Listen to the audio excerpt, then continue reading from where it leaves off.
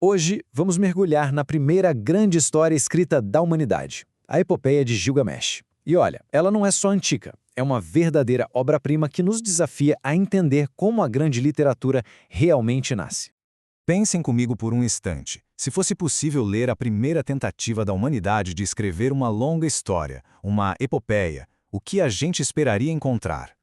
Bem, talvez algo um pouco desajeitado, né? Meio experimental, afinal era a primeira tentativa. Mas a realidade de Gilgamesh é outra coisa. Completamente diferente. Em vez de desajeitada, ela é refinada. Em vez de experimental, é incrivelmente dramática. Não é uma primeira tentativa, é uma obra-prima feita e acabada.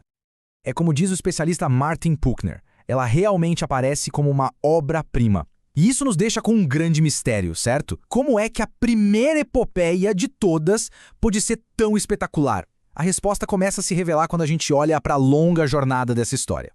Então, a primeira parte desse quebra-cabeça é que a epopeia não surgiu do nada, sabe? Ela foi sendo lapidada, evoluindo ao longo de um tempo inacreditavelmente longo.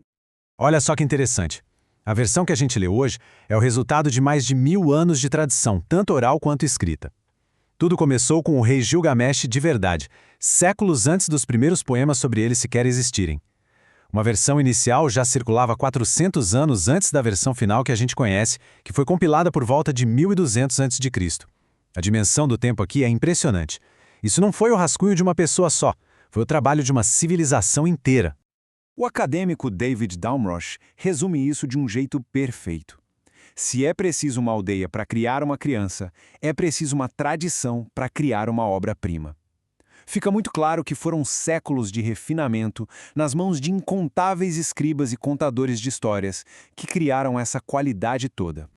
Ok, mas aí é que a coisa fica ainda mais curiosa. Resolver um mistério nos leva direto a outro, porque além de ser incrivelmente bem feita, a epopeia é surpreendentemente enxuta, especialmente se a gente comparar com outras obras famosas do mesmo gênero. A história é super bem amarrada, sem enrolação. Tem confrontos dramáticos e arcos de personagem tão claros que parecem até modernos. E o ponto crucial, ela é muito, mas muito mais curta que as epopeias gregas como a Ilíada ou a Odisseia, e bem menos repetitiva também. E essa diferença não é pouca coisa não, olha só. Gilgamesh tem cerca de 3.000 versos. Agora, compara com a Odisseia, com 12.000, e a Ilíada, com 15.000. A diferença de escala é brutal. Isso nos leva à próxima grande pergunta, né? Se a obra tem todas as qualidades de uma epopeia, por que ela não é gigantesca como as outras? A resposta, por mais incrível que pareça, está literalmente no material em que ela foi escrita. É isso mesmo. A resposta não está só na história em si, mas no material físico, na argila e em todo o contexto cultural da antiga Mesopotâmia. Vamos comparar esses dois mundos por um instante. Lá na Mesopotâmia, o pessoal escrevia em tábuas de argila. Pensa bem, é pesado, o espaço é limitado. E não era só isso, Gilgamesh tinha que brigar por atenção com um monte de outros textos. O resultado, uma epopeia mais focada, mais concisa. Agora, olha para a Grécia Antiga. O principal meio era a memória, a tradição oral. Isso é expansivo, flexível, né? E tinha bem menos competição de obras escritas. O resultado, epopeias gigantescas, super elaboradas. E aqui está o ponto central de tudo. As limitações físicas da tábua de argila não foram uma fraqueza. Pelo contrário, foram uma força criativa. Foram essas restrições que moldaram a estrutura única e enxuta da epopeia, provando que, às vezes, o meio em que se trabalha, literalmente, molda a mensagem. E essa lição de Gilgamesh, olha, vai muito além da argila. Ela nos diz algo universal, muito poderoso, sobre como a arte e a criatividade funcionam de verdade.